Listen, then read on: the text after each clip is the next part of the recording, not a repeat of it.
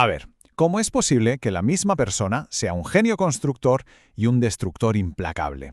Un santo y un tirano. Pues ese es el lío, el gran enigma del emperador Justiniano. Por un lado, nos dejó maravillas como Santa Sofía, o sea, increíble, y un código de leyes que, ojo, todavía influye en el nuestro. Pero por otro lado, su historia es un reguero de guerras interminables, masacres y una plaga que casi nos borra del mapa. Así que la pregunta es clara. ¿Fue Justiniano realmente el grande? Pues vamos a verlo. Y es que para entender a este personaje hay que meterse de lleno en su gran dilema. ¿Qué era exactamente? ¿El último de los emperadores romanos con esa obsesión por recuperar la gloria perdida o era en realidad el primer emperador de algo nuevo, de eso que ahora llamamos el Imperio Bizantino? Esta dualidad, esta tensión, es que es la clave para entenderlo todo. Vale, situémonos. El mundo que hereda Justiniano está partido en dos. Por un lado, Occidente, la Roma de toda la vida, pues ya no existía. Estaba hecha a pedazos, dividida en reinos germánicos. Pero en Oriente la cosa era distinta. Allí el Imperio Romano seguía vivito y coleando, con su capital, su corazón en Constantinopla. Y esto es súper importante. Ellos no se llamaban a sí mismos bizantinos, para nada. Eran romanos, y su emperador, claro, era el único y legítimo soberano de todo lo que se había perdido. Y justo en ese momento aparece nuestro protagonista, Justiniano. Ojo, que no era un noble de familia, de los de toda la vida. No. Él venía de la periferia del imperio. Y es que justo eso, su origen, es lo que quizá explique esa ambición descomunal que tenía, la renovatio imperi. O sea, la restauración completa, total del Imperio Romano. Casi nada.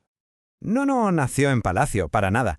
Justiniano venía de una familia superhumilde de los Balcanes, una zona que por cierto era la cantera del ejército romano. ¿Y qué pasó? Pues que su tío, que era militar, dio un golpe de mano, se hizo con el poder y se lo llevó a Constantinopla. Y allí este chaval, que hablaba latín, no griego, recibió la mejor educación para gobernar. Y vaya, se aprendió. Su ascenso fue meteórico hasta que, ¡zas!, en el 527 se convierte en Augusto, en emperador. Una vez en el trono, tenía un plan maestro para su gran restauración. Y se apoyaba en tres pilares. A ver, primero, unificar todo el imperio bajo una única ley. Segundo, reconquistar a base de espadazos todos los territorios que se habían perdido. Y tercero, construir edificios tan espectaculares que todo el mundo se enterara del poder de Roma y, por supuesto, de su dios. Y es que el tipo tenía una energía imparable. Primero, se asegura la paz con Persia, que no es poco, y luego envía a su general estrella Belisario a África. El resultado, el reino de los vándalos liquidado en cuestión de meses. Una victoria relámpago. Pero Italia. Italia fue otra historia, una auténtica pesadilla, una guerra salvaje que duró 20 años. Al final, hasta consiguió quitarles un trocito de Hispania a los visigodos. Con eso, su sueño de reconquistar el Mediterráneo casi se había cumplido. Claro que todo este sueño tenía un precio, y era un precio astronómico.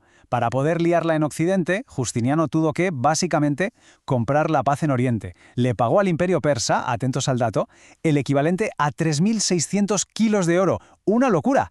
Todo por una supuesta paz eterna. Y lo mejor de todo es que la paz eterna duró apenas 8 años. Un negocio redondo, vamos. Pero a ver, es imposible hablar de Justiniano sin hablar de ella. De Teodora, porque Teodora no era la típica emperatriz consorte, que va, era su socia, su mano derecha, su consejera de máxima confianza y en los peores momentos la que le salvó el pellejo. Es, sin duda, una de las mujeres más alucinantes de toda la historia. Y es que su pasado era un escándalo de proporciones épicas. El historiador oficial de la corte, un tal Procopio, escribió un libro a escondidas, La historia secreta, donde la ponía a caldo. Decía que había sido actriz, que era lo más bajo de lo más bajo, y prostituta, y lo contaba con unos detalles, vamos, casi pornográficos. Pero Justiniano le daba igual. Estaba tan colado por ella que hizo algo impensable. Cambió la ley del imperio. ¿Para qué? Solo para poder casarse con ella. Tela. Pero claro, Teodora era muchísimo más que su supuesto pasado. Era una estratega política de primer nivel. Fijaos si era lista, que hasta Procopio, el que la odiaba a muerte, deja caer un detalle increíble. Al parecer, ella y Justiniano a veces fingían que no estaban de acuerdo en público. Cada uno apoyaba a un bando rival y así, entre los dos, mantenían a toda la corte controlada. Una jugada maestra. Pero claro, no todo iban a ser glorias y conquistas. El reinado de Justiniano también estuvo marcado por unas catástrofes terribles, desastres que casi lo mandan todo al traste y que nos muestran la cara más oscura y, sí, más brutal de su forma de gobernar. Y el momento de crisis máxima llegó en el año 532. Las dos aficiones de las carreras de carros, que eran como los ultras de hoy, pero a lo bestia, los azules y los verdes, que se odiaban a muerte, pues se unieron. Se unieron contra él en una revuelta masiva al grito de Nika, que significa victoria. La ciudad entera ardió por los cuatro costados y los rebeldes llegaron a coronar otro emperador. La cosa estaba muy, muy fea. Justiniano, de hecho, lo vio tan negro que estaba a punto de salir por patas. Tenía los barcos preparados para huir. Pero entonces apareció Teodora. Se plantó delante de todos, se negó a irse y soltó una de las frases más famosas de la historia. La púrpura imperial es una noble mortaja. O sea, que prefería morir como emperatriz a vivir como una fugitiva. Y esas palabras, justo esas, cambiaron el rumbo de la historia. La respuesta a eso, inspirada por el coraje de Teodora, fue de una brutalidad que no nos podemos ni imaginar. Sus generales, Belisario y Mundo, acorralaron a todos los rebeldes en el hipódromo y los masacraron. A todos. Se calcula que murieron unas 30.000 personas en un solo día. Justiniano salvó su trono, sí, pero a un precio espantoso. Y por si una rebelión salvaje no fuera suficiente, llegó algo todavía peor: la primera pandemia de peste bubónica registrada en la historia, la famosa plaga de Justiniano. Aniquiló, según algunas estimaciones, a una cuarta parte de la población del imperio. Una cuarta parte. Fue un golpe demográfico, económico, de una escala que es difícil de concebir. Un golpe del que el imperio, en realidad, nunca se recuperó del todo. Pero bueno, a pesar de las guerras, de la plaga, de la brutalidad, hay que reconocer que Justiniano dejó un legado que ha sobrevivido 1500 años. Y si tenemos que buscar su grandeza en algún sitio, sin duda, es aquí.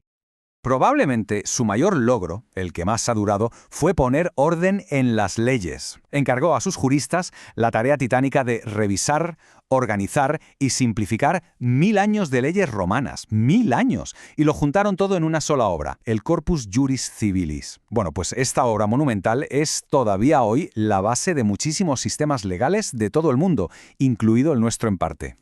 Y luego está esto. De las cenizas de la revuelta, de la masacre del hipódromo, Justiniano levantó su mayor símbolo de poder. Justo encima de todo lo que se había quemado en los disturbios, construyó la iglesia más grande y espectacular del mundo, Santa Sofía.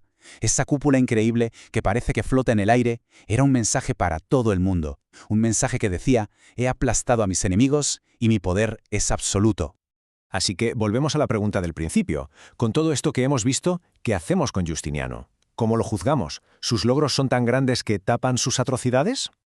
Es que los argumentos son muy potentes en los dos lados de la balanza. Por un lado, el tío unificó el derecho, reconquistó medio Mediterráneo y nos dejó Santa Sofía. Por un instante hizo que el sueño de una Roma unida pareciera posible otra vez.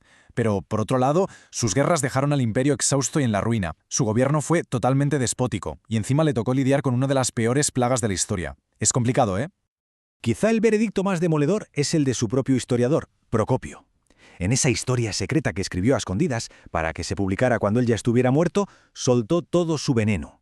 Llegó a describir a Justiniano literalmente como un demonio con forma humana. A ver, es una opinión súper extrema, claro, pero nos da una idea del nivel de odio y también de lealtad que este hombre era capaz de generar. Al final, lo que está claro es que Justiniano fue una fuerza de la naturaleza, un personaje monumental que cambió la historia para siempre. Pero su legado nos obliga a hacernos una pregunta muy incómoda, una pregunta fundamental. ¿La grandeza de los logros puede justificar el sufrimiento terrible que a veces cuestan? La respuesta, pues quizá esa respuesta a día de hoy sigue en el aire.